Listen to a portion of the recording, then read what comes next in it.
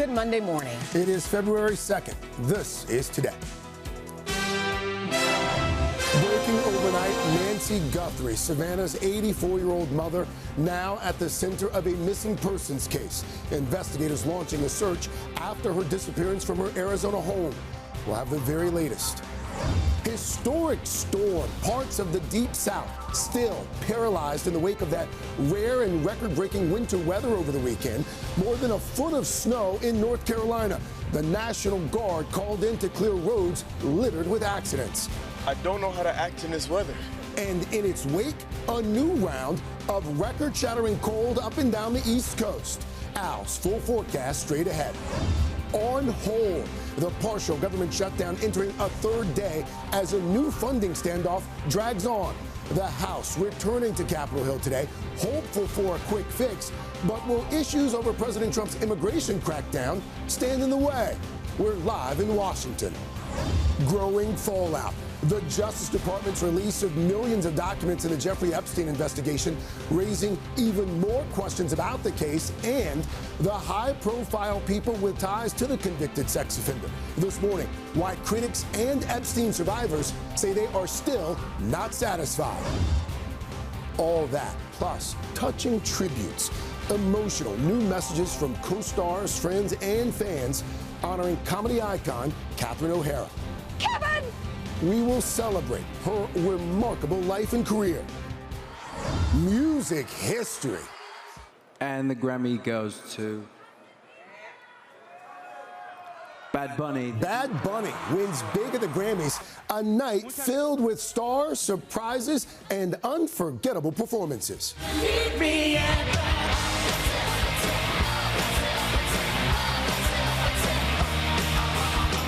We'll have all the highlights.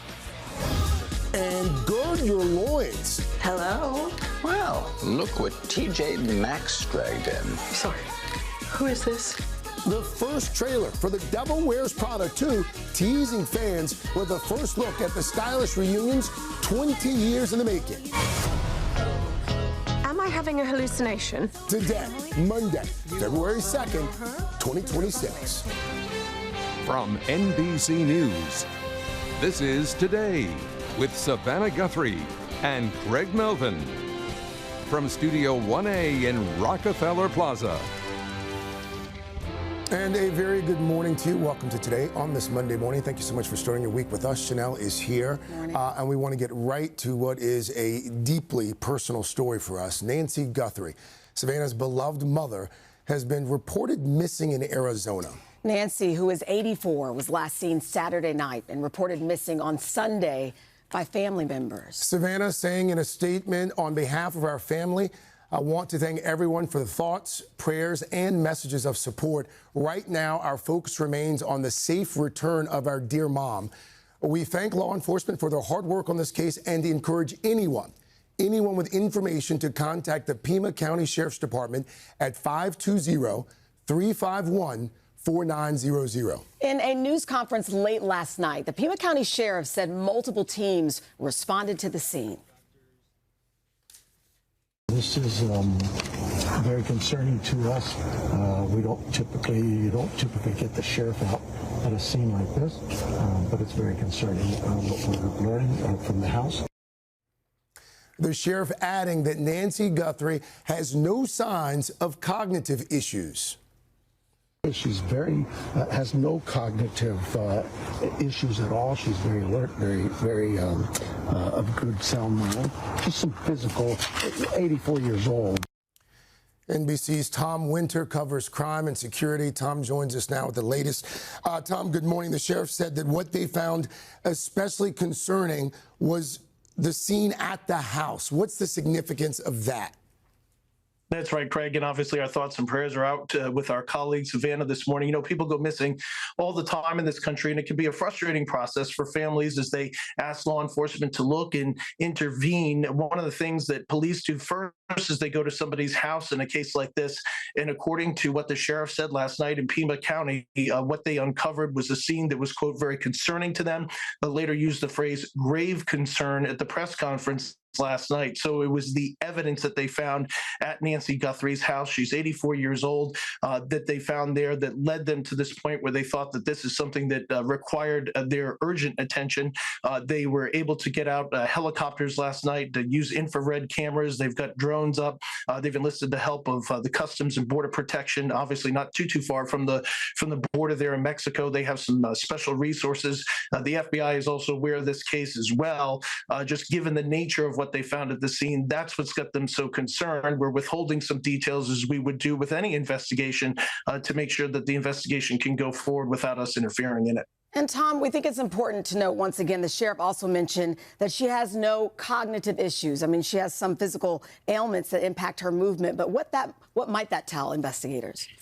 Well, that's exactly right. And I think anytime we talk about somebody who's in their 80s or older, you know, we think about those cognitive issues. People can get confused. There can be mental health ailments as people get older. All of us have dealt with that in our lives with family members. And so you think about that, whether somebody got lost, whether they left their house and didn't quite know where they were going. That's not the case here, using the phrase very alert, very sound mind in the course of that press conference last night.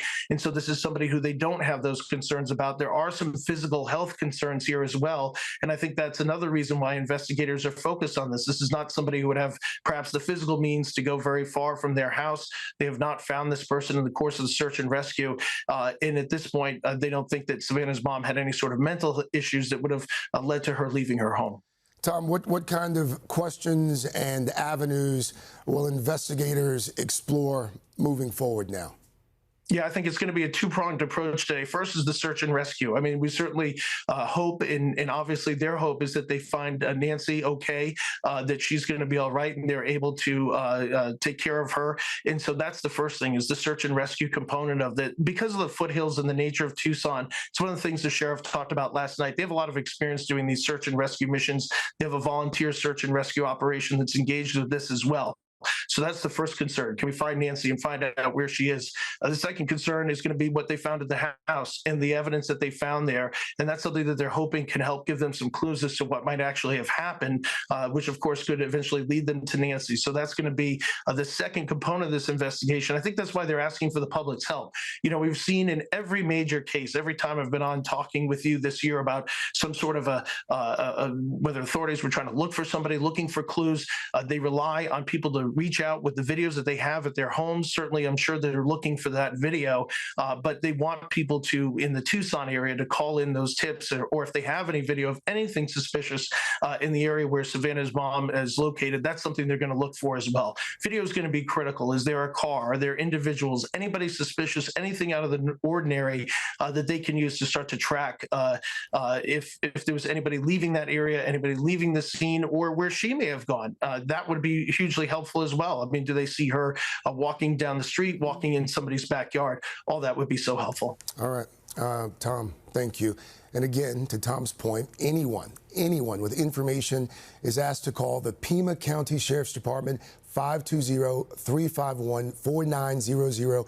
You can also use the website, 88crime.org, or you can call that number as well. That number is on your screen, 520-882-7463. And of course, we will be keeping you updated throughout the morning. Sending our love, my friend. All right, let's turn to another major story this morning that we're following for you. Even more brutal winter weather. Parts of the Deep South remain paralyzed by a weekend storm that dumped a historic amount of snow across the Carolinas. Meantime, there's still no relief in sight from the frigid temperatures that have gripped much of the country for more than a week and counting. We'll get to Al's forecast in a bit, but we'll start outside with NBC's Emily Akeda. Emily, good morning. Hey, guys, good morning. The snow is tapering off in most of the country, but it's the lingering, dangerous cold that is now officials' biggest concern. A bitter 16 degrees with a wind chill of 4 here in New York City, while parts of the South from Danville, Virginia to Miami, Florida are waking up to potential record lows. Another blast of bitter cold sweeping the nation. Over the weekend, a monster bomb cyclone snowstorm dumping nearly 2 feet of snow in the Carolinas. Oceanfront homes collapsing into the sea, and the near whiteout conditions making for treacherous driving. This is no joke. The National Guard called in to help clear the roads after a minor collision snowballed into a major 100-car pileup on a highway in North Carolina. And this is the stunning moment a train slammed into a semi-truck stuck on the tracks. Thankfully, the driver was able to escape in time. The monster storm, a 1-2 punch for many residents, still cleaning up from another major winter wallop just 1 week ago. The death toll rising to almost 120 people nationwide. Now, more than 60 million Americans facing cold weather alerts and potential record lows in 7 states across the typically warm South. I don't know how to act in this weather. A rare sight in the Sunshine State, snow flurries and a cold front. The lingering freeze comes as over 100,000 Americans remain without heat or power, some for over a week. Airports also working to get back on track. Plows clearing snow from tarmacs after thousands of more flights were canceled or delayed over the weekend. I thought I was being smart and chose an earlier flight. But in the Northeast, freezing winds up to 60 miles an hour didn't stop these skaters from playing hockey on the beach along the Jersey Shore. And officials this morning reminding people to always clear off the roof of their vehicles to prevent snow and ice from flying off cars and potentially hitting others on the roadway. There are actual laws in place in a number of states that will threaten fines to people who don't follow those rules. Guys, back to you. All right. Thank you, Emily. All right, let's bring in Mr. Roker now. Another week of this brutal cold, buddy. Yeah, unfortunately for the eastern half. But good morning, everybody. We've seen the number of people almost cut by 2/3. 64 million people from Poughkeepsie all the way down to Miami. Right now, a wind chill of 13 in Chicago. That's better than it was over the weekend. It's right now feels like -1 in Elkin, 16 in Atlanta. Wilmington feels like 5 degrees. And as you heard from Emily, we have all these. Look at these temperatures. It feels like 36 in Miami, 20 in Tallahassee, 30 in Tampa. We had about 100 records set over the weekend. Now, big ridge of high pressure, western half of the country, warmer than average, colder than average, though, here in the east. So you can see Denver, Roswell, Las Vegas, all above average. Temperatures, though, still below average here in the northeast. And as we continue tomorrow, again, temperatures are moderating a bit, still warm out west, not quite as cold here in the east. But as we continue into the latter part of the week, it still stays pretty frigid, close to or below freezing in New York, upper 20s to low 30s in Lexington, Tupelo, Mississippi, with temperatures into the upper 40s. Guys. All right. Al, thanks. Thank you, Al. Significant parts of the federal government are closed to begin the week as Congress works to pass funding legislation to end the latest shutdown. NBC's chief Capitol Hill correspondent Ryan Nobles joins us now. Ryan, good morning to you. Where do things stand? Well, Chanel, good morning. The House is set to begin voting on a series of bills that will keep the government open today with the hope of ending this partial shutdown with minimal disruptions. But they'll still have work to do. The deal hatched by Senate Democrats and the White House will only fund the Department of Homeland Security for 2 additional weeks, giving time for the two sides to hammer out reforms to the recent immigration raids. Now, Democrats are demanding that ICE agents carry proper identification, stop wearing masks, and wear body cams before they approve long-term DHS funding. If they can't agree on a deal, funding for the TSA, FEMA, and the Coast Guard could all be at risk. Chanel? And Ryan, this all comes with another temporary shutdown announcement, this one at the Kennedy Center. Yeah, that's right. The president, who also serves as the chair of the center's board, said that there are renovations that are necessary to the Performing Arts Center, which will require a complete shutdown of the venue for 2 years. Now, that will be subject to board approval. Now, a number of high-profile performers have recently canceled their appearances there, and ticket sales have dropped. Now, according to Trump, the last performance will be July 4th to coincide with the country's 250th anniversary. Chanel? All right. Thanks, Ryan. Also this morning, there's growing fallout in the wake of that massive document release in the Jeffrey Epstein investigation. The millions of files posted by the Justice Department shedding new light on the case, and also includes a never-before-seen interview with Epstein himself. NBC's senior Washington correspondent Hallie Jackson has a closer look. Hallie, good morning. Hey, Craig, good morning to you. The documents show Jeffrey Epstein's connections with a number of rich and powerful people. As some of Epstein's abuse survivors now say they're frustrated, some private information was not properly redacted as they fight for accountability. New fallout this morning from the Justice Department's release of millions of pages of Epstein documents. This is the most documents that we have seen released so far in history, but it is not good enough. The files showing a web of connections between Jeffrey Epstein and powerful people throughout the world, including references to former Prince Andrew, seen here kneeling over an unidentified woman. No details were provided about the circumstances of the photo. The UK Prime Minister now calling on Andrew to testify in front of Congress, saying Epstein's victims have to be the first priority. Andrew was stripped of his royal titles last year because of his Epstein ties, but has long vigorously denied allegations of abuse and misconduct related to Epstein. The DOJ also posted, then temporarily removed without explanation, a spreadsheet of complaints made to the FBI, including unverified allegations about both President Trump and former President Bill Clinton. The FBI determined some of those tips were not credible or corroborated. President Trump and former President Clinton have denied any wrongdoing, and they have not been accused by authorities. The Deputy Attorney General saying Sunday multiple well-known people were in that spreadsheet. There have been hundreds of calls made to the FBI where allegations are made by either anonymous individuals or people who are very quickly determined to not be credible. The DOJ's files also include multiple images and video, including of Epstein speaking with MAGA strategist Steve Bannon in 2019, just months before Epstein's arrest and suicide. The devil himself said, I'm going to exchange some dollars for your child's life. Do you think you're the devil himself? No, but I do have a good mirror. Bannon, who's not accused of wrongdoing and was never publicly part of any investigation into Epstein, has not responded to NBC's request for comment. Now, some survivors say they're frustrated with the way some private information was not redacted in the release. Danny Bensky tells us she was infuriated to see her own name, address, and phone number in the files. I thought it was carelessness, and then I went to incompetence, and now it feels a bit deliberate. I feel like the Department of Justice has really made us feel unsafe. And now the lawyers for some survivors want a federal court to have the DOJ take down the Epstein files site until the redaction issue can be addressed. The Deputy Attorney General has said the DOJ immediately rectifies any missing redactions when they're notified, and that those errors account for only a tiny fraction of the total materials. Craig? Our senior Washington correspondent, Hallie Jackson. Hallie, thank you. We have more to get to, including escalated tensions between the U.S. and Iran. President Trump now responding to a warning from Iran's supreme leader that any attack, any U.S. attack on his country would spark a regional war.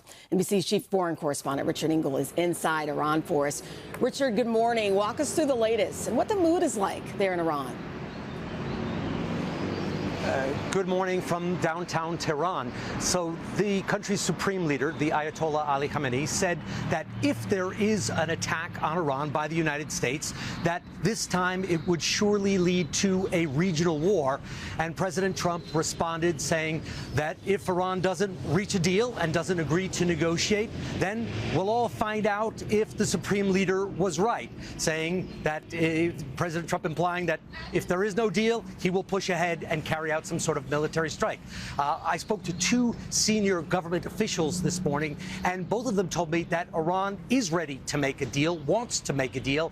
Iran's president, just a short while ago, a few hours ago, in fact, authorized his government to enter into negotiations with the United States.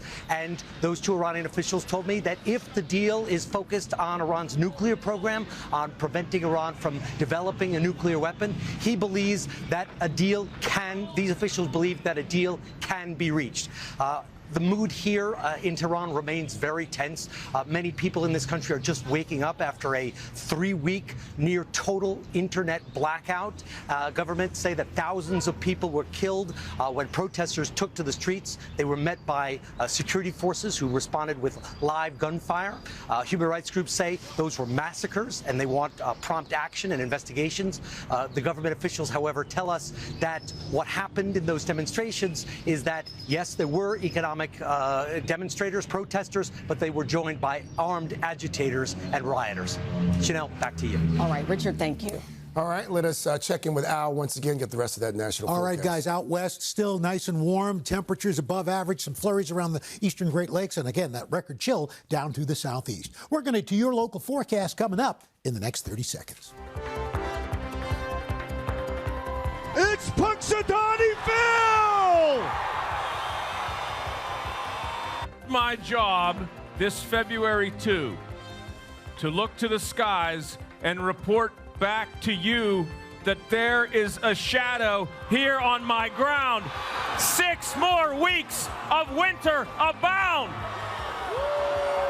Oh, we're back.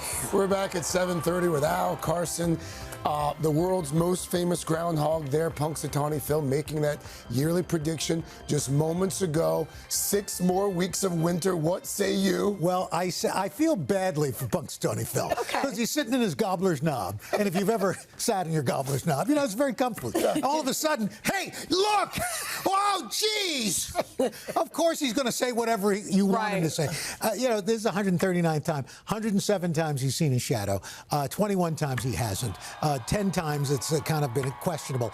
The accuracy rate's about 30%. So 30, that's actually so we're higher on than I par. thought. You know, the only difference is he's cuter. I can't believe in 2026 that's a tradition that endures. Goes back to the 1880s. That's right. And in fact, we're going to have a roundup of all the groundhogs around the country. Oh, I forgot. There are other ones. There are other groundhogs. They want in on the action. Well, guys, let's press pause on that for a second and turn our attention to another closely watched event. That was the 68th Grammy Awards. Music's biggest night marked the start of a huge, huge week for one artist, and there he is, Bad Bunny. Yes, the Super Bowl halftime performer took home Album of the Year. The first time an all-Spanish language album has won the Recording Academy's most prestigious prize. NBC's Liz Courts was up late, joins us from Los Angeles with all the highlights. Hey, Liz. Hey guys, good morning. Yes, as you can expect with the Grammys, there were some epic performances and a star-studded lineup of presenters last night, including Harry Styles, Carole King, and Cher. And as you said, it was also a very big night for Bad Bunny, who, like many of the artists, used his platform to speak out against ICE and the ongoing immigration raids. From Lady Gaga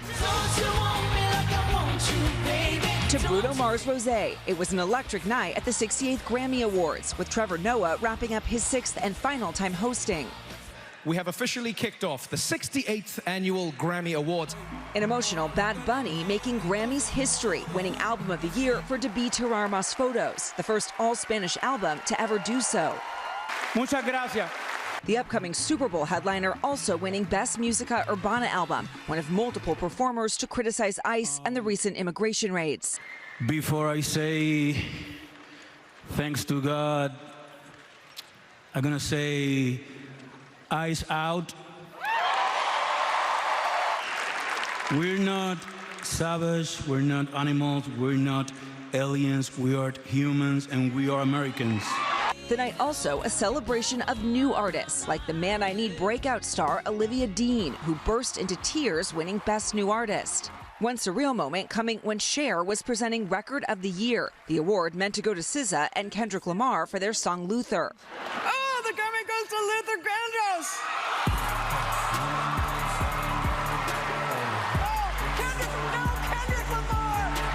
Lamar also nabbing Best Rap Album, making him the most awarded hip-hop artist in Grammy history. Every time I tell you this, hip-hop is gonna always be right here. Lady Gaga also taking home hardware for Best Pop Vocal Album for Mayhem. So did Jelly Roll for Best Country Album. Jesus is for everybody. Jesus is not owned by one political party. Riding around town with your head. The night also featuring epic performances, including Justin Bieber in Nothing But a Pair of Boxers. And Post Malone and Lauryn Hill brought down the house, leading a star-studded in memoriam tribute for Ozzy Osbourne, D'Angelo, and Roberta Flack. Quite the show last night, Liz. Liz, also, they welcomed a new member to that famous EGOT club. Yes, you guys, legendary director Steven Spielberg earned a Grammy last night for Best Music Film as a producer of the documentary Music by John Williams. That award means he has now won all of the 4 big awards, Emmy, Grammy, Oscar, and a Tony, making him now among about just 24 people to ever achieve that feat, guys. Wow. That's great. I thought it was a great show. When Bieber came out in his underwear, we also knew it'd be 6 more weeks of winter. Last night. Before. I thought maybe it'd be an early spring. Yeah, but no, he let us Tell them about the shrinkage. Very accurate. Guys, still ahead, another highlight from the Grammys broadcast. They released a full trailer for The Devil Wears Prada 2. We're going to show you that and why it's got fans even more excited for this upcoming sequel. But first, touching new tributes to comedy icon Catherine O'Hara. Just ahead, what we're learning about her final days as we look back at her award-winning career right after this. We are back, 7:39, remembering actress and comedy icon Catherine O'Hara. Her passing at the age of 71 has led to an outpouring of tributes that only grew over the weekend. NBC's Joe Fryer has more on how the beloved star is being remembered. Joe, good morning. Good morning. Catherine O'Hara's agency says she died at her home in Los Angeles Friday after a brief illness. Her reps did not offer any further details. Throughout the weekend, her many well-known co-stars paid tribute, calling O'Hara a gift, an angel, and one of the comic giants of our age. Her talents often on display here on Today. As your own. Alexis, now is not the time for pettifogging. Her beloved character Moira Rose flaunted a rather theatrical vocabulary. I'm positively bedeviled with meetings, etc. And yet, after the death of Emmy-winning actress Catherine O'Hara, co-star Eugene Levy said words seem inadequate to express the loss I feel today, adding I cherished our working relationship, but most of all, our friendship. Levy! O'Hara! The two Canadian stars, frequent guests in Studio 1A, worked together for more than 50 years. From Second City Improv to mockumentaries like Best in Show, God loves a terrier, to the hit series Schitt's Creek. David! What does burning smell like? O'Hara told Willie how Moira's iconic inflection came to be. Well, the accent was kind of up to me. The accents, I should say. Because when people try to imitate that character, the mistake most people make is being consistent. I was like, no, don't. Her big break came in 1988,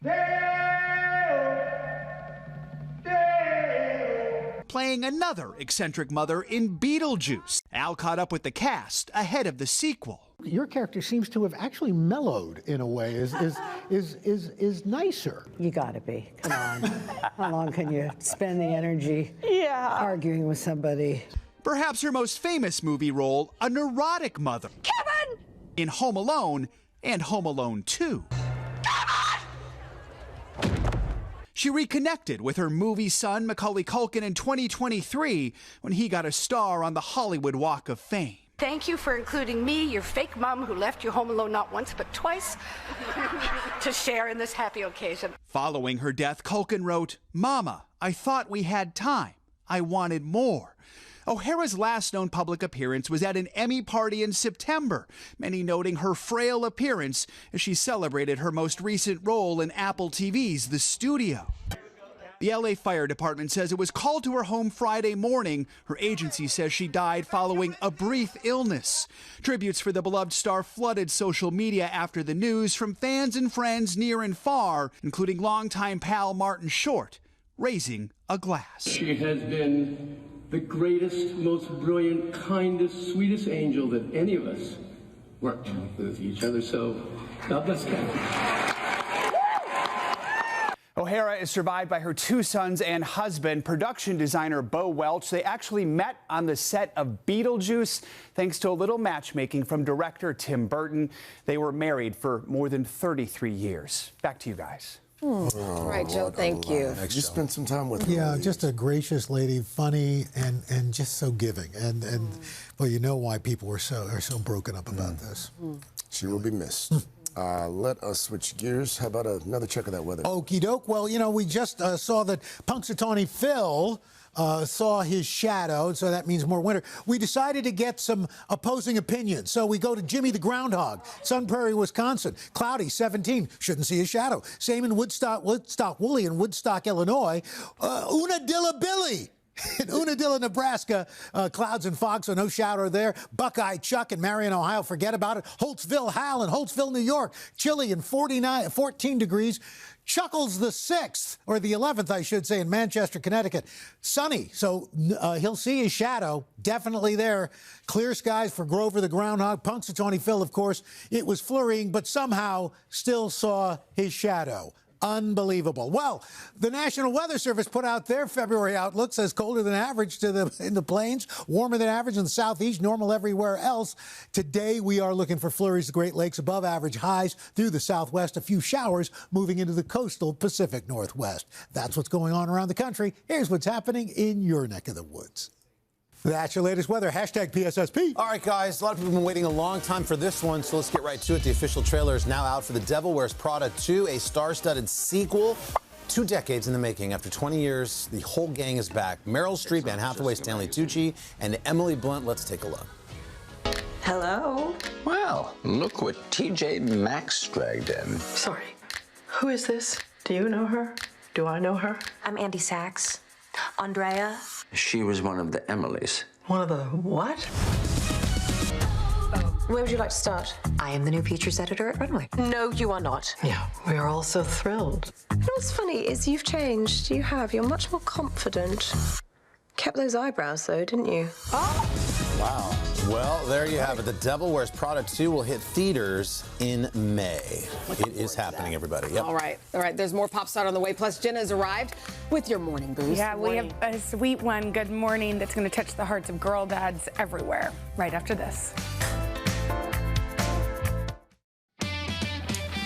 JVH has joined the table because it's boost time. It's boost time. Okay, get your dancing shoes on. Here is a video of one woman's first father-daughter dance. She shared the sweet throwback with the caption, "My dad, at 20 years old, dancing with me." And then she followed it up with this video taken 32 years later, where her dad is dancing with his granddaughter.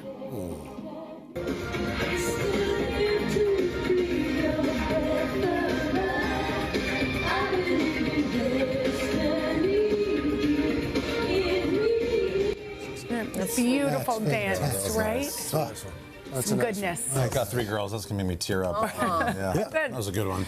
Still ahead on Pop Start, we've got a treat for fans of Love is Blind, an exclusive look at the hit show's big return. We'll show you what we got, but first, quick check your local news, weather, and these messages.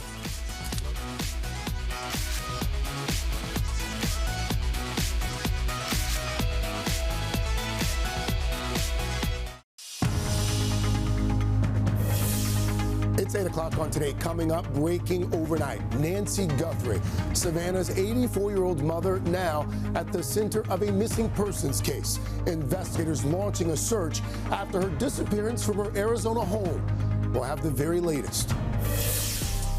Winter's wrath this morning. Millions waking up to frigid temperatures after a historic round of snow in the Deep South. I don't know how to act in this weather. Record lows expected in parts of the country as thousands still remain without heat or power. Al's tracking all of it. Then, courtside. All right, here we go. I feel good. Yes! Yes! Yes! We get an inside look at a big night in basketball. Shamet, one more time. We'll take you behind the scenes at legendary Madison Square Garden for the launch of Sunday Night Basketball. All that, plus Keke Palmer live in Studio 1A. Who says that? SNL's heated new lineup. I'm coming to the cottage. And who let the dogs out? That's a penalty for emptying the water bowl, okay? Our perfect preview of this year's Puppy Bowl. Today, Monday, February 2nd, 2026. 3 generations to the Today Show. From Dallas. Hi, Grandma. Hi to our kids. Back in Highland, Illinois. Shout out to Tallahassee, Florida. Hi, Mom and Dad. From Lake Placid, New York. Today is our anniversary. Visiting from Virginia. Here from Clemens, North Carolina. Today is my Sweet 16. And a very happy birthday to you. Happy all the things to the folks who are breathing the plaza this morning. We will get outside and join them in just a bit. Happy Monday morning to you. Thank you for starting your week off with us. Chanel is with us this morning. Let's get right to your news at 8 o'clock. We are going to begin with that breaking news. Nancy Guthrie, Savannah's 84-year-old mother, now at the center of a missing persons case. Investigators launching a search after her disappearance from her Arizona home. She was last seen Saturday night and reported missing on Sunday by family members. The Pima County Sheriff said multiple teams responded to the scene. This is very concerning to us. You don't typically get the sheriff out at a scene like this, but it's very concerning what we're learning from the house. The sheriff went on to add that Nancy Guthrie has no signs of cognitive issues. Savannah saying in a statement, on behalf of our family, I want to thank everyone for the thoughts, prayers, and messages of support. Right now, our focus remains on the safe return of our dear mom. We thank law enforcement for their hard work on this case and encourage anyone with information to contact the Pima County Sheriff's Department at 520-351-4900. And of course, we will keep you updated on the search, and our thoughts and our prayers are with our dear friend and colleague and her family this morning.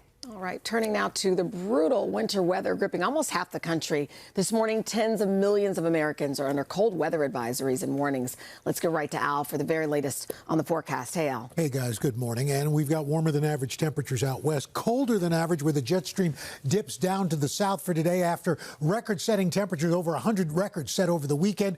We still have some cold air, but not quite as bad as it was over the weekend. So Cincinnati only 8 degrees below average. Tampa, you're at 54, 17 degrees cooler than average, but Boise, Roswell, Dallas, Tucson, all above average temperatures. Tomorrow, that warmth continues out west. It's trying to moderate on its way to the east with Evansville at 37. Chicago, only 7 degrees cooler than average. New York City tomorrow, right at about freezing. But again, those cooler than average temperatures continue right on toward the end of the week for New York, Raleigh, upper 20s in Lexington, mid-30s by the time we get to Friday in Chicago. So that's feeling a lot better. Guys? We'll come back to you in just a few moments. Meanwhile, some new developments tied to the ongoing ICE raids in Minnesota. The 5-year-old detained by ICE agents with his dad is back in the Minneapolis area this morning. This, as we're learning, they may have a measles outbreak at the Texas detention facility where they were being held. NBC's Maggie Vespa joins us now with the very latest. Maggie, good morning. Craig, good morning. We'll start with the homecoming of little Liam Ramos, bringing a rare sigh of relief to this city. New photos and videos released over the weekend showing him and his father leaving that South Texas detention facility and then traveling home here yesterday. All smiles. This almost 2 weeks after they were detained in their snowy Minnesota driveway with images of Liam in that little blue hat, instantly going viral and igniting global outrage. Now, their release was ordered over the weekend by a federal judge who, in his ruling, blasted the Trump administration's overall tactics as, quote, an ill-conceived and incompetently implemented government pursuit of daily deportation quotas, apparently even if it requires traumatizing children. Now, they were escorted out of the facility, it's worth noting, by Texas Congressman Joaquin Castro, whose chief of staff, hours later in court filings, said ICE had told them there's a growing measles outbreak at that facility, which houses kids and families and has been the site of recent protests. DHS confirming at least 2 detainees have fallen ill inside that facility and telling us in a statement they're, quote, ceasing all movement within the facility and quarantining all individuals suspected of making contact with the infected. Now, remember last week, Congressman Castro, when he had first visited Liam, said it seemed like the preschooler, according to his dad, had fallen ill. We're out to the family attorney about this latest headline. It is worth noting, before Liam was released, DHS said a pediatrician had examined him while he was at that facility and found, in their words, no medical concerns. Craig. Maggie Vespa for us. They're on the ground in Minneapolis. Maggie, thank you. Overseas now, new cases of the deadly Nipah virus in India have countries in Asia on high alert this morning. But what does it mean for us here in the U.S., and how will it impact those traveling to Asia? NBC's Janice Mackey-Frayer is in Beijing this morning with more. Janice, good morning. Chanel, good morning. There is a lot of concern about this Nipah virus. It's contagious between humans and often deadly. But over the weekend, the World Health Organization said the risk of Nipah spreading is low. 2 cases of Nipah were detected in India. The virus has a fatality rate of 40 to 75%, so it's higher than COVID, and there's no vaccine for Nipah. Authorities in India quarantined 200 people who may have come into contact with the 2 infected. And as of today, no other suspected cases have been reported in any country. Still, airports across Asia, here in China, in Thailand, Singapore, Vietnam, Malaysia, Hong Kong, they're all taking steps to screen passengers for any symptoms. Nipah is transmitted from animals, usually pigs or fruit bats, or through contaminated food. It doesn't jump easily to humans, but when it does, it hits like the flu, but can lead to pneumonia or, in the worst cases, inflammation of the brain. The WHO says the fatality rate has a lot to do with a country's capacity to trace and treat those infected. But naturally, people get worried when they hear about a contagious virus because the COVID pandemic wasn't that long ago. So U.S. health officials and those at the CDC say they are watching this situation very closely. Guys, back to you. All right, Janice, thank you. All right. How about some good news here? Some great news for Team USA this morning. With the Winter Olympics now just 4 days away, Lindsey Vonn remains on track to compete at the Games. The 3-time Olympic medalist crashed and hurt her left knee during a race in Switzerland Friday. She had to be airlifted from that mountain there. She sat out Saturday's race, but Vonn's personal coach provided an update saying she was, quote, preparing for Cortina as usual. If all goes well, her first event would be Sunday in the women's downhill competition. And if my math is right, with the time change, I think she would be competing right after the Super Bowl. Oh, my goodness. Yeah. You know what, though? We're rooting for her. Yes. And that is definitely the news we needed this morning. Good news. Yes, yes, indeed. Carson?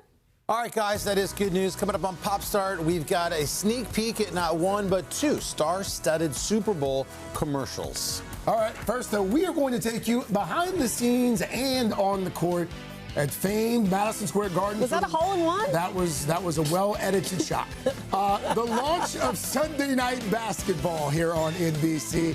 Can't wait to share all the fun we had, and we'll do that right after this. I think hole-in-one is wrong.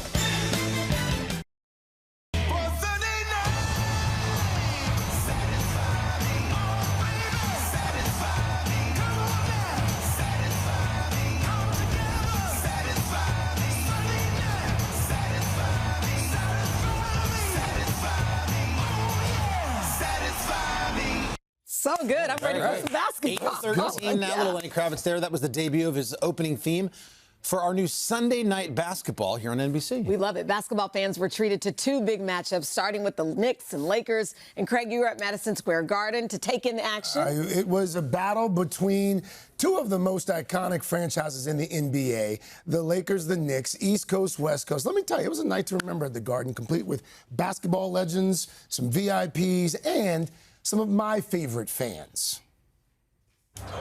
Luka spinning, shooting, scoring. It was an epic showdown in the Big Apple Sunday night. LeBron James and the Lakers facing off against the Knicks at Madison Square Garden.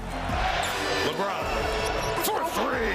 But it was New York that brought the house down with an exciting win over L.A. Shamet one more time. Knicks captain Jalen Brunson ending the night with a personal season high, 13 assists. But before all the fireworks on the court, I got a chance to meet up with another Knicks legend, Latrell Sprewell, who helped lead the team to the NBA Finals in 1999. MSG. Does this ever get old to Latrell Sprewell? No, it's the Mecca, and I'll never forget a lot of the memories I made here. What is it about MSG, you think, that makes it so special? I think it's the fans, the fan base, the passion that they have for the sport. Back in the day, Sprewell used to shoot hoops with his teammate Rick Brunson, who's now part of the Knicks coaching staff, and the father of current All-Star Jalen Brunson. Do you have memories of a little Jalen Brunson running around MSG? Actually, my kids, Patrick's son, like all of our kids would be out on the court after the games, running around, playing. Just to see him now, I'm just proud of him. You still got it? No, I do not. Okay. Show me the Latrell shot. It's all in the wrist, just kind of like that. Get a good backspin on it. I'm old enough to remember when you made 9 threes in a row. Oh, you still got it. You little sandbagging. I did not warm up, You by the way. warmed up. Then it was my turn to shoot my shot next to the pro. No pressure. Yes! Yes! Yes! Come on! Come on! Let's go! At the Garden. Soon, crews were setting up for the debut of NBC's Sunday Night Basketball, featuring our buddy Mike Tirico, the legend Reggie Miller, and former NBA star Jamal Crawford, who's now an analyst for NBC Sports, calling the game from the best seat in the house. He's over here on the left. Reggie's over here on the right. I'm right in the middle. How's Tirico treating you? You know, he can be a little prickly. Well, you know, he lives in Michigan. I went there, so I have a little connection with him. So he takes it easy on me. Let's talk about the game tonight. East versus West. Lots of legends on the court. What are you looking for? Luka, LeBron, and Jalen Brunson, obviously. I think with Luka, he looks more fit than I've seen him since he was a rookie. There's been some talk that this could be it for LeBron. Like, this might be the last night we see him play at MSG. What do you think? To see this kind of career, this kind of sustained excellence, I'm not sure we'll ever see this again. I hope he comes back so we can appreciate him. What can folks expect when they tune in to Sunday Night Basketball? The whole world is watching. Times that by 100. This is a monumental day. It's a monumental game, and I think the game will live up to the hype. With tip-off looming, the excitement inside MSG was building. There he is! And we also spotted familiar faces all around the arena, including some old and new friends from NBC Sports. Bob Costas back at MSG for Sunday Night Basketball. Back at MSG on NBC. It's full circle. And we even ran into a regular from the Knicks famed celebrity row, Tracy Morgan, who's often seen fanning out along with other A-listers like Ben Stiller, Spike Lee, and Timothée Chalamet. They say you're a real Knicks fan. An OG Knicks fan. Wow. This time, Tracy brought a special +1. Daniel Radcliffe, his new co-star in the NBC sitcom The Fall and Rise of Reggie Dinkins. First basketball game I'm ever. going with Tracy Morgan. This is the way to do it. Tracy, what does he need to know as a new Knicks fan? He need to know nothing. He was a super fan. He's going to teach me Stay away from that. Stay away from that. Your Lakers shirt. Lakers, boom. After rubbing shoulders with the stars, it was finally time to meet up with my own VIPs. Oh, hello. My kids, budding Knicks super fans. Then, while our eyes were glued to the action, for a brief moment, all eyes were on us. An unforgettable Sunday night at the Garden. We had a blast. That's nice. We had a blast. You know, we didn't really have a basketball team. Did you stay for the whole game? For halftime. Had the kids back. Had school today. Yeah. But they're Knicks fans now. They are full-on Knicks fans. That was just the start of a big week of NBA action, by the way. Fans can stream 2 games on Peacock tonight. Tomorrow, it's Coast to Coast Tuesday, tipping off at 8 p.m. Eastern on NBC and, of course, streaming on Peacock. Great start. So much fun. So much. The energy at MSG, you know. Feel it. Knicks have won 6 straight now. 6 straight, yeah. 6 straight. Good, huh? They look good. That's your latest weather. Best time of the morning. All right, guys, we're going to start Pop Start today with a big SNL story. Connor Stories. You might remember what it was like when the actor from Heated Rivalry stopped by the show. We're back. It's 5:30. Pretty massive crowd here on the plaza. And let's face it, they're not here for us. They're not even here for Al Roker. All of these are Connor Story fans. All fans of the show. That was a massive crowd for the young man. He was on The Tonight Show, or he was on with Seth. It was crowded over there. They went wild. Well, we're going to need the barricades around NBC again. Stories coming back to 30 Rock. And SNL announcing he's going to be hosting at the end of the month. The actor, who was virtually unknown before HBO's romance exploded, shared the news with a note, "I am literally the luckiest person in the world." Even his co-star Hudson Williams also celebrating on social media, writing, "My baby boy" on SNL. Mark your calendars. It's going to be Connor Story and Mumford & Sons scheduled for the February 28th show here on NBC. That is an overnight big deal right there. Congrats to him. Next up, Noah Kahan. During last night's Grammys, he debuted his music video for his new single, The Great Divide. Here's a peek of that.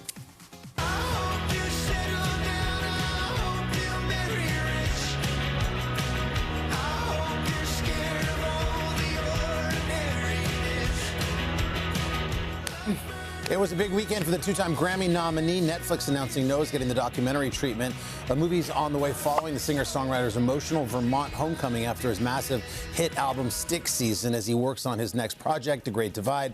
That is slated to drop on April 24th. Next up, you've been waiting for it, Love is Blind. We got a new crop of hopeful singles signed up to get in those pods once again. And we've got a Popstar exclusive first look at season 10 of Netflix hit dating show. Here you go.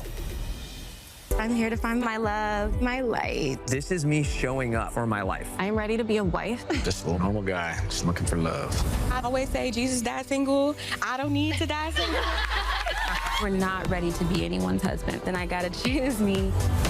I never expected myself to be in a love triangle, but here we are. A double wide trailer. I would love to know. Well, you'll have to wait. Love is Blind season 10 premieres February 11th. On Netflix. And finally, it's time for our Super Bowl commercial kickoff all week long. We're revealing some of the best spots set to air during Sunday's big game. We got two today. We'll start with Oakley Meta featuring retired NFL star Marshawn Lynch as he takes his glasses sky high. Hey, Meta, play my Beast Mode playlist. Okay, this is out of control. I'm driving through LA and I didn't run snow. Hey, Meta, do vultures eat people? I hear the sirens right out the chateau. Bring me the info. Hey, Meta, is it okay to eat mud? Where you shall go! Hey, Meta, who said humans can't fly? Well, I like it. It's like a movie. Travis Scott music there. That was cool. All right, here's another one, guys. Grubhub teaming up with George Clooney and director Yorgos Lanthimos to unveil how they're going to be eating up your food delivery fees. And for the final course, we have the fees. Oh, no. Who will eat the fees? I couldn't possibly stomach the fees. I have a terrible fee allergy. Who will eat the fees? Grubhub will eat the fees. Grubhub will eat the fees? Grubhub will eat the fees. Grubhub will eat the fees. Yes, that's what I said. No delivery fees, no service fees, no more fees on restaurant orders over 50. And a reminder, you can catch Super Bowl coverage, of course, Sunday, starting at noon Eastern, right here on NBC and Peacock, guys. That's your pop start. All right. Thank you, my friend. Just ahead, always a good time. Always a good time when Keke Palmer stops by. We're going to catch up with Keke, hear all about her new Peacock series. It's called The Burbs. We'll do that after a quick check of your local news and weather.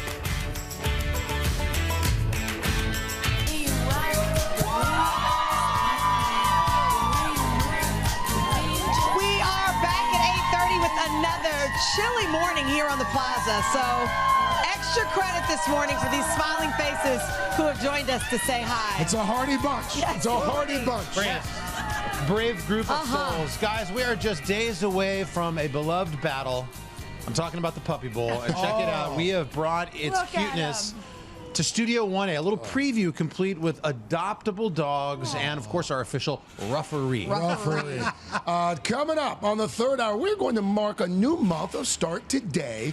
So be sure to scan that QR code on the screen there to download and subscribe to our health and wellness app. That's right. It is filled with everything you need, from nutrition to inspiration. We got our fitness contributor, Stephanie Mansour, with us. So what's our February challenge, Steph? So we're focused on heart health, you guys, and healthy snacking throughout the day, but not foods. I'm talking about exercise snacks. So whether you stand up from your desk in the middle of the day, do a few squats, whether you sneak in some walking during your lunch break, that's what we're focused on. And tomorrow, we've got an exclusive coaching call where you're going to get to walk and get in those strength training exercise snacks with me. Oh, cool. So when you sign up for the Start Today app, you get access to that coaching call. Very cool. All right, Steph, we're going to see you in the third hour. Again, remember, scan the QR code where you'll learn how you get a 7-day free trial. Awesome. You guys, in the meantime, we have a really fun fourth hour. Paige DeSorbo will step up your Super Bowl style. Fun. Plus our fashion panel, June Ambrose, Jenna Lyons, and Xana. They'll break down the hottest looks from last night's Grammys. Okay, looking forward. Hey, before we do anything else, I wanted to make sure we got you guys on TV Look at here. this. Looks like, wait, what? Yeah, we're having a baby. Yes, thank you. What's the due date? August 7th. August 7th. Congratulations. Congrats. So much. Congrats. This is exciting. I hope they knew before. I just told them that. Nope, they did not. Oh, well, broke the news. That was the whole plan. Breaking That news. was why they're here. I know. I know. You're going to be grandparents. Right now, though, another check of the weather. But first, today's weather is sponsored by Instacart. Stock up for the game with Instacart. let's take a look ahead to your week ahead and show you, of course, we're starting off with this brutal cold here in the east, rain and snow in the Pacific Northwest, mild from the plains down into the southwest. We move into the midweek period. We're going to be watching some more wet weather develop down through the southeast, record highs in the southwest, no relief for this cold in the northeast and Great Lakes. And then as we head toward Friday, burst of snow coming across the Great Lakes in the northeast, sunny skies out west, well above average through the plains. And you want to say hi to Jamie Scott? Hi, Jamie! There you go. All right. That's what's going on around the country. Here's what's happening in your neck of the woods. We're back 8:35 now with the remarkably talented Keke Palmer. She is a gifted singer, a TV and podcast host, a gifted actor, dazzling audiences from her breakout role in Akeelah and the Bee to blockbusters like Nope. Well, now Keke is stepping into a thrilling new role. It's a brand new Peacock series. It's called The Burbs. She plays a new mom and a curious lawyer trying to uncover the secrets of her creepy cul-de-sac. Take a look. Gary Wilson, retired doctor, bought what is effectively a rotting house filled with ghosts and secrets. According to insiders, there's a rumor that Allison Grant's parents killed her and buried her in the basement. And then when I confronted Gary, he said that his house had good bones.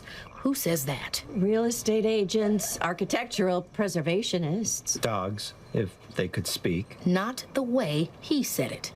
Not the way. Keke, good morning. Hello, how are you? Welcome back. Welcome back. Always good to see you. This is something you haven't done before. You've done, obviously, comedies. You've done some thrillers. This is a marriage of the two. Yes, which I love. Both of my favorite genres. I love comedy, and I love horror because you get to use the genre to do fun and interesting metaphors and tell really good stories. This is a nod to the 1989 film. Cult classic back then. Yes. How does this series sort of honor the tradition of the original? Well, we have little nuggets in there that I think fans of the original will love to call out, but we really have made it our own. Shout out to Celeste Huey, who did a fabulous job alongside Brian Grazer, of course, to kind of create something that felt contemporary but still honored the past and what it means to be in the burbs. And this is, if I'm not mistaken, this is your first time playing a mom as a new mom yourself, right? Yes, this is so true. It's just crazy. It honestly gave me so much more than I knew it would. I mean, I guess I should have expected it. After you have a kid, it really does just kind of expand your heart in a way you would not, you can't imagine until it happens. And so definitely put that into the character of Samira, for sure. That's 3-year-old Leo right there. Oh, my baby. What's he doing now? What's his thing at 3? Honestly, being terrible. He has a really crazy attitude. He would tell me, like, Mommy, what you doing for me? What you doing for me? He's speaking his baby language, but I'm right there doing everything I can to make sure I show up. There are big expectations for this, for the show, because it's coming on after the Super Bowl. And there's an ad for it in the Super Bowl, and we've got just a clip of the ad. We're going to play it. I'm Keith Morrison, and this is not Dateline. This is an owl. And this is Hinkley Hills. You don't sleep, I don't sleep, and I really need to sleep. Meet Samira Fisher, who came to the suburbs for the quiet, but didn't plan on the mystery. Like it's something in the air. Oh, you guys got the Dateline treatment. I mean, I couldn't believe. I was living. I mean, I love him. So that was really cool to see him in that. We don't trot Keith Morrison out for anything. Yeah. Is it true, speaking of the big game, is it true that last year you tried to crash the halftime show? Is that true? Well, I mean, it could be, it could not be. If you were there, I mean, you just had to be there. What happened? Were you going to perform? Well, that's my girl. You know what I'm saying? We did one of them days. It was kind of, we become a duo. Like, a lot of people don't know. So when the show happened, I said, girl, just let me know I'm in the back. I'll come right out, And when you came out, what happened? Y'all didn't see me because it was like it was like silhouetted, but I was like actually like, Oh, you were part of the halftime show. I was part of it, just sideline-ish. We didn't see. I know. If you blinked, you would have missed it. You know. You have any pictures? You have any receipts to prove it? So that's what you're doing to me right now? I'm just saying. I mean, I want to believe you, but I feel like if Keke Palmer were part of the halftime show, we would have seen it. Well, we got to just run it back. Okay. Got to run it back. And you traveled to Bali recently? Oh my gosh, yes. I had a fabulous time. I was calling it a soft return as my little version of Eat, Pray, Love. My first real solo trip to that degree. I was there for, 12 days, I think it was.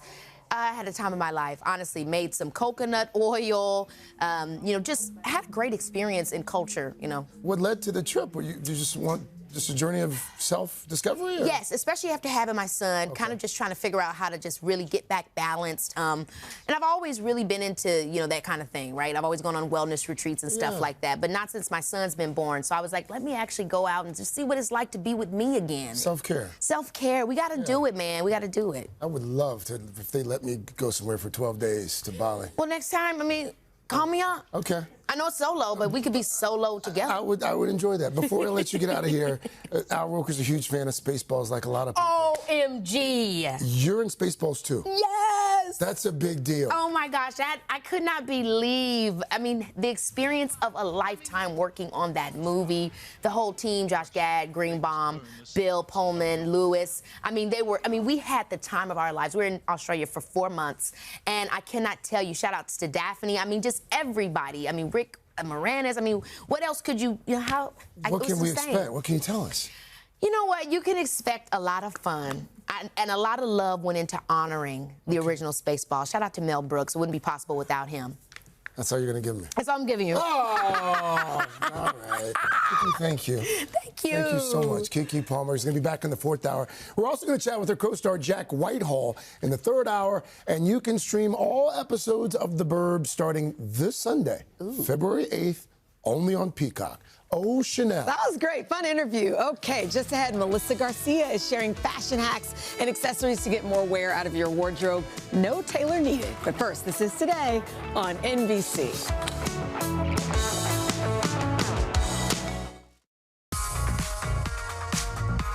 We are back helping you get more out of our wardrobe with versatile pieces and simple styling hacks. Shop Today lifestyle and fashion contributor Melissa Garcia is here with her favorite tips and tricks. And of course, you can scan that QR code below to shop along. Good morning to you. Good morning. We have some good stuff for you this morning. Really good stuff. Okay, so first of all, this jacket. So apparently we're having 6 more weeks of winter, which is not a surprise because it's been so cold. Freezing. So cold, so it's a great time to add in a winter coat. And what I love about this one is that it's a 3-in-1. So this one you can actually wear now in the winter time because it's all connected. As you can see on some of them, it's one jacket. Oh, it's all connected. But then you can unzip it. So the outer layer it's waterproof. The brand says windproof. It has a detachable hood. It has lots of pockets. Okay. The inside is a fleece lining, which is so nice and warm and cozy. You can wear them each individually, or you can zip it together for a nice heavy coat. So tons of options. Comes in men's and women's, lots of colors, up to size 4X. But it's a great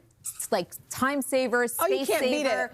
And this is money. classic. You'll have it forever. 3 coats for the price of one. So now this next one, you're wearing it as an example. It looks really cute on you. So this is the detachable collar. Can you see it? Yeah. Okay, there we go. That's cute. What I'm wearing actually looks like this, which looks a little strange like this, but it's so convenient. It allows you to layer without the bulk. I was just about to say, you don't bunching. You don't have any of that. It's so annoying. It's 100% cotton. It's machine washable. This has been trending on TikTok. It has 32 million views under the hashtag fake collar. Shop Today bestseller.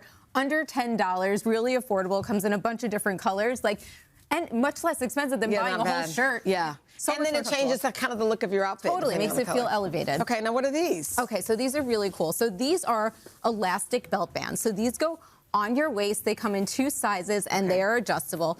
And let's say you have a shirt that's too long, or you don't want to tuck it into your pants because it feels too tight or it gets bunchy. What you do is there's Alexa, you just take it, you put the belt on your waist, and then you just tuck it under as much or as little as you need, and you just blouse it over. You don't have to show skin. It's not like always a crop top maker. But it just keeps it from this. I could just exactly like you could have used it here, but really convenient, under $10. I love that. Okay, this is another great one. So we use this at the wardrobe team here at the Today Show all the time. You'll see these guns. So this is a stitch gun. So essentially, what you do is you put these little stitches in, and if you have any gap between any buttons on your shirt or I live by this thing. I didn't realize that's what this was. I use this at least 3 times a week. These are amazing. This is like our little secret. It's a stitch gun. It can fix hems. I was just about to say, I've had to fix hems. Right? I've had to do buttons. All the time. Wardrobe malfunctions. This is your best friend under $10. And then it just rips right off. Yep. It's Pops so off. easy. Okay. Okay. This is really cool too. So these are little buttons that can adjust your pants. So if your pants are too big on you,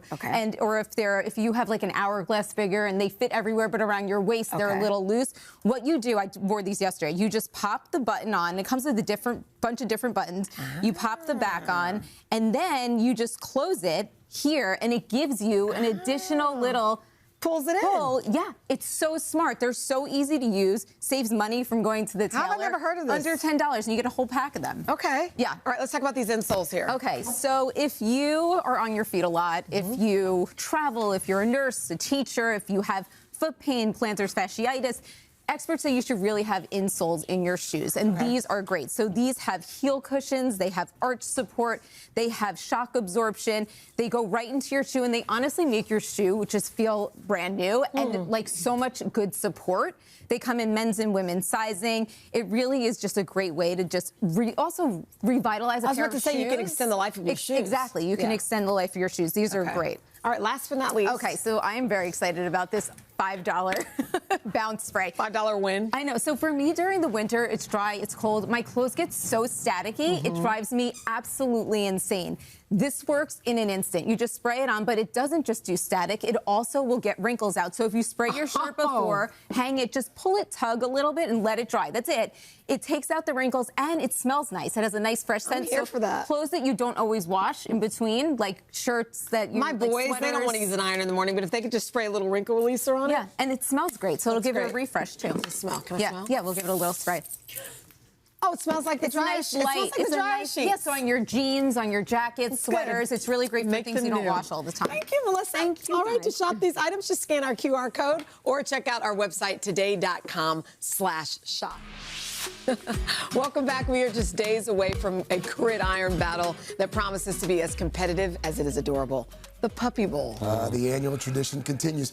It's the 22nd year of what's become the longest-running call to adoption television event of all time, featuring Team Rough and Team Fluff competing for the Lombardi Trophy. So many puns. It's so good. We're joined by the Ruffery, Dan Schachner, and 3 adorable puppies from Best Friends Animal Society, all up for adoption.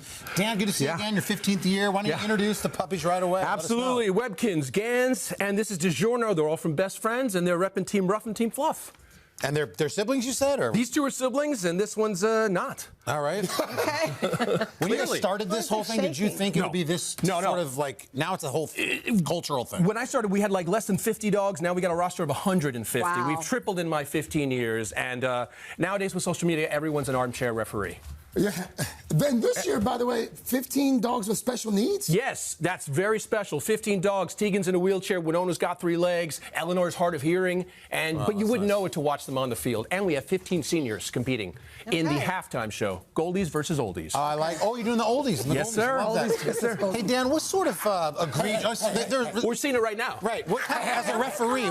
That right now is What's that intentional. foul? Intentional growling. Intentional growling. Yeah. What is the penalty for intentional growling? Send back 5 inches and repeat first down. Oh, the repeat. They get the first down. Yeah, they do get the first down. We're very fit. We try to be there. What are some other sort of penalties that you see during the game? With penalties and puppies, our motto is if you can dream it, they can do it. Aww. So basically, anything you can think of. You know, we got a lot of spot fouls, literal spot fouls. Right. We have unsportsmanlike digestive conduct when it gets up to the next level. Yep. And of course, excessive growling, which you saw, illegal SHIFT, but take away the F. Yep. Right. That happens as well. And then this year we've got neutral zone sniff fraction. Oh, my gosh. Which is when the snout goes over the line of scrimmage, gives them an unfair advantage. Okay, so this morning, what are we going to do? Well, don't worry, none of the other stuff. With no penalties. Today is very simple. It's a race. There's been a few spot fouls already. That's already happened. We got them out of our system. But now we're going to do a little puppy predictor. Okay. So you guys can pick a pup. And one's going to go for Pats, hopefully. One's going to go for Seahawks, and we're going to see who wins. I'm going to take the orange as an homage to the old orange room. Oh, That was my first job here, the orange room. What's my little puppy's name? Oh, Your puppy. I got orange. I got him. I gotta go get him down, or So now it's I'll gonna bring take him the over blue. to you. What's the blue one's name?